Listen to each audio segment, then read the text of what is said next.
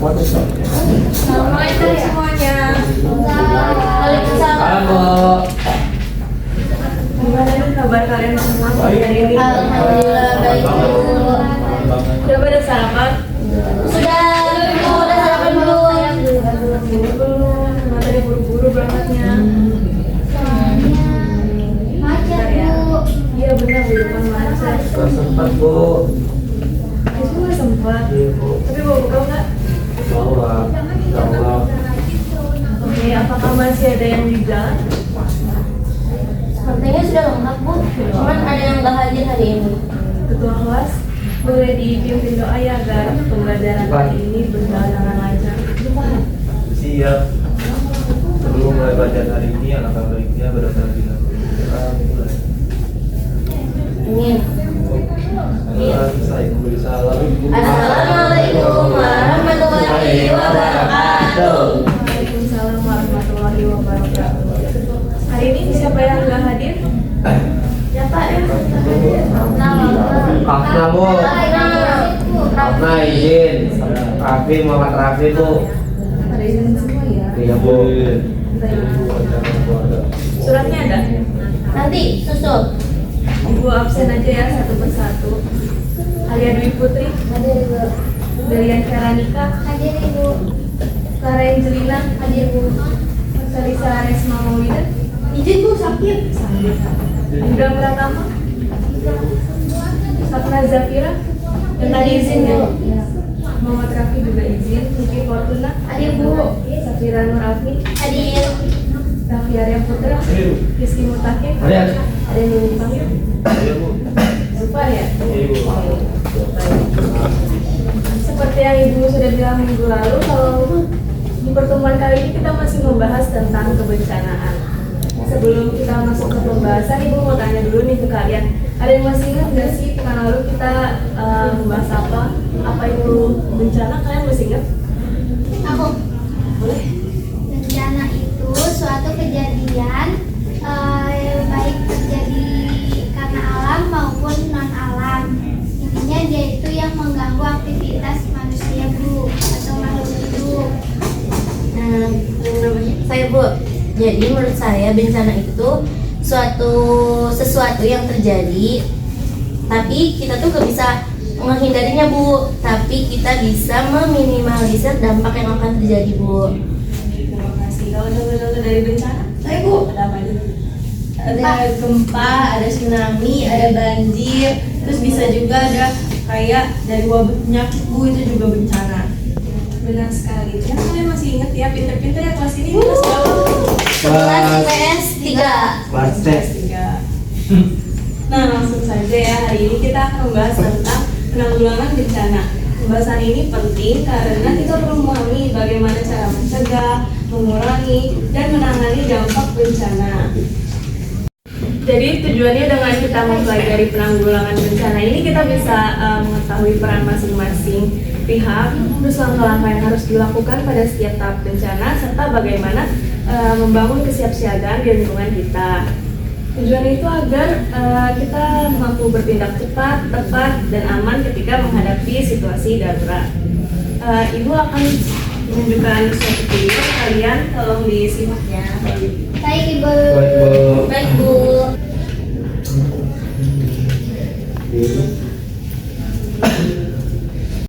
Mau disimak ya anak-anak. Iya Bu.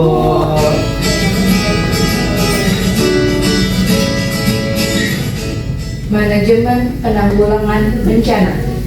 Manajemen penanggulangan bencana dapat didefinisikan sebagai segala upaya atau kegiatan yang dilaksanakan dalam rangka pencegahan, mitigasi, kesiapsiagaan, tanggap darurat, dan pemulihan bencana yang dilakukan sebelum, saat, dan setelah bencana. Manajemen penanggulangan bencana dilaksanakan oleh 3 pilar penting, yakni pemerintah, masyarakat, dan dunia usaha. Pelaksanaan penanggulangan bencana dibedakan dalam 3 tahap, yaitu tahap pra-bencana, tahap tanggap darurat, dan tahap pasca bencana. Tahap pra-bencana dibagi menjadi 2, yaitu situasi tidak terjadi bencana dan situasi terdapat potensi bencana.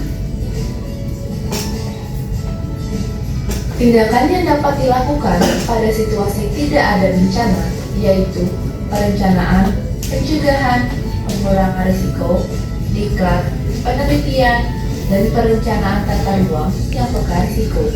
Kemudian, pada situasi terdapat potensi bencana, kita dapat melakukan mitigasi, peringatan dini, dan kesiapsiagaan. Pada saat bencana masuk dalam tahap tanggap darurat, kita dapat melakukan tindakan kaji cepat, mengumumkan kaji cepat bencana, penyelamatan dan evakuasi, pemenuhan kebutuhan dasar, perlindungan, dan pemulihan dini. Tahap pasca bencana dilaksanakan setelah terjadi bencana melalui rehabilitasi dan rekonstruksi. Rehabilitasi dan rekonstruksi dilaksanakan pada sarana dan prasarana, sosial dan ekonomi, kesehatan, keamanan dan ketertiban, serta lingkungan.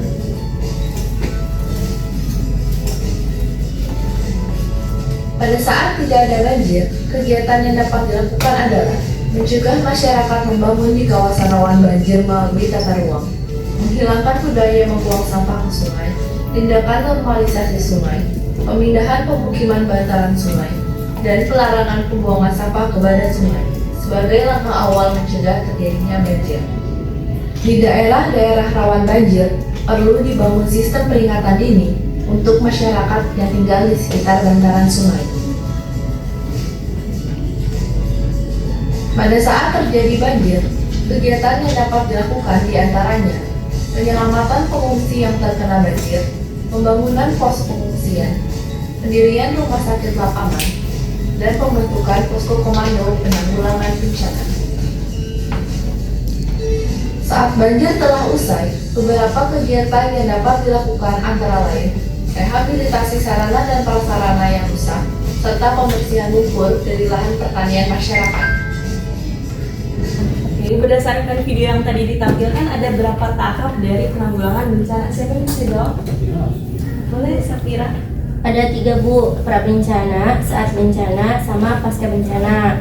Ya, betul banget. Jadi ada 3 tahap: pra-bencana, saat bencana atau tanggap darurat, dan pasca bencana. Oke, jadi Ibu ada lembar kerja.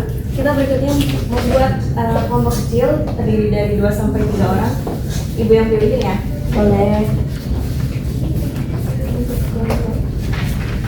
Kelompok 1 Ibu sama Rafi.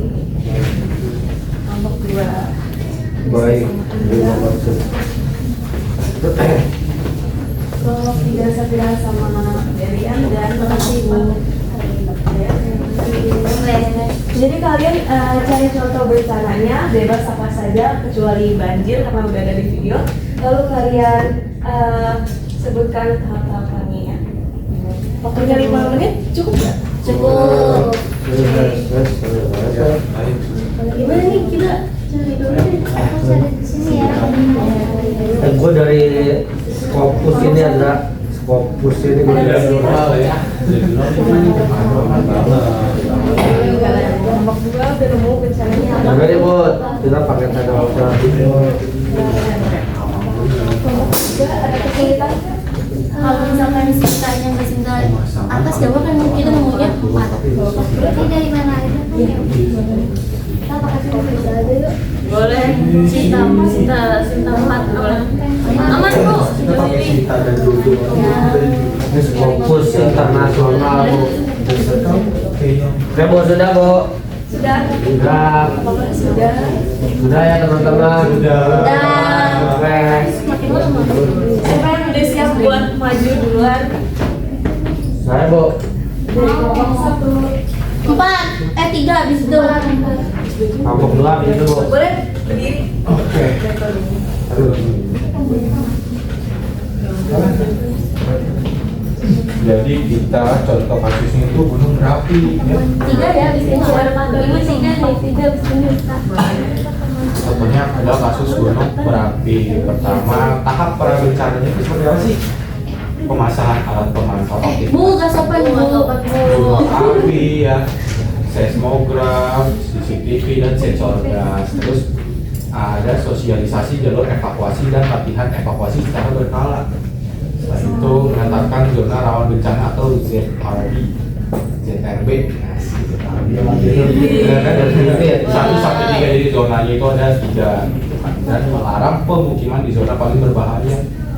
Lalu penyediaan masker, kacamata pelindung, dan logistik untuk warga sekitar. Lalu yang terakhir itu ada edukasi terkait tanda-tanda aktivitas vulkanik. Lalu kedua, tahap saat tanggap darurat. Jadi ketika bencananya terjadi, kegiatan yang dapat dilakukan antaranya adalah evakuasi warga dari zona merah ke tempat pengungsian, lalu pembagian masker untuk mencegah gangguan pernapasan akibat abu vulkanik, lalu penyediaan kebutuhan dasar, makanan, air, selimut, dan layanan medis, lalu penutupan bandara jika abu vulkanik membahayakan penerbangan. Oke, selanjutnya ada tahap pasca bencana, itu yang membersihkan abu vulkanik dari rumah, jalan, bangunan, serta lahan pertanian. Lalu memperbaiki infrastruktur yang rusak akibat lahan ini. Yang ketiga, rehabilitasi lahan pertanian yang tertutup abu, relokasi permanen bagi wilayah yang tidak aman. Lalu pemulihan perekonomian lokal dan dukungan sosial bagi warga. Oke, baik. Terima kasih kelompok 1. Kasih tepuk tangannya dong teman-teman. Boleh duduk. Selanjutnya siapa? Kelompok 3. Wah, kurang. Dari kelompok 3 izin mempresentasikan hasil dari kasus kami, yaitu kasus tsunami. Yang pertama itu ada prabencana, yaitu pemasangan sistem peringatan dini, edukasi jalur evakuasi, serta larangan membangun pemukiman di zona yang dekat pantai. Lalu ada saat tanggap darurat, ada evakuasi cepat ke tempat tinggi, pembentukan posko pengungsian, lalu pencarian dan penyelamatan korban yang terseret. Terus ada pasca bencana, ada rehabilitasi wilayah pesisir, terus pemulihan layanan dasar dan dukungan psikologisnya. Terus ada rekonstruksi permukiman aman jauh dari garis pantai. Mungkin cukup sekian di kelompok 3, kurang lebihnya mohon maaf. Wassalamualaikum warahmatullahi wabarakatuh. Tangannya dong. Kelompok 2. Ya, kelompok 2. Yes.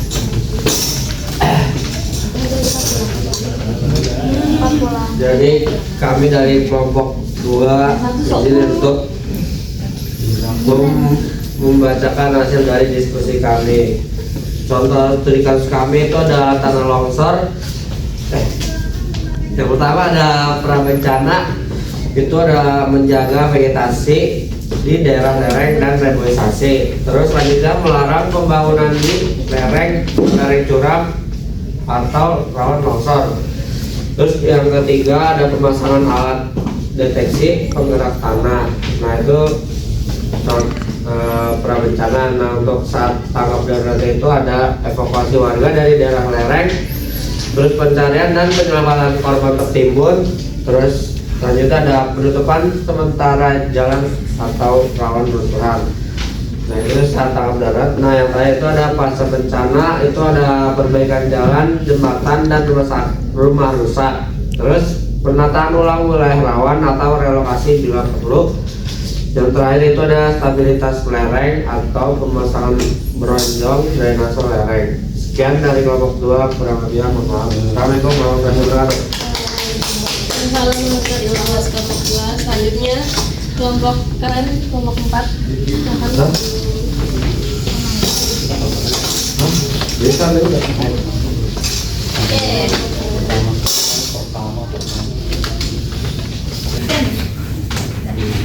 Oke teman-teman, jadi di sini kami kelompok 4 ingin membahas hasil diskusi kami studi kasus. Boleh nih?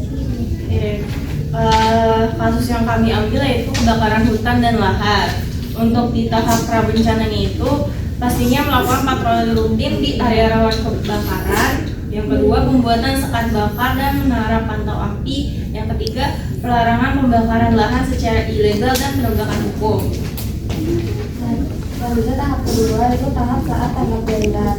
Kegiatan yang dapat dilakukannya antara lain pemadaman kebakaran oleh kru darat dan udara, evakuasi masyarakat dari wilayah terdampak asap pekat, kemudian menyediakan masker, ruang bebas asap dan layanan kesehatan.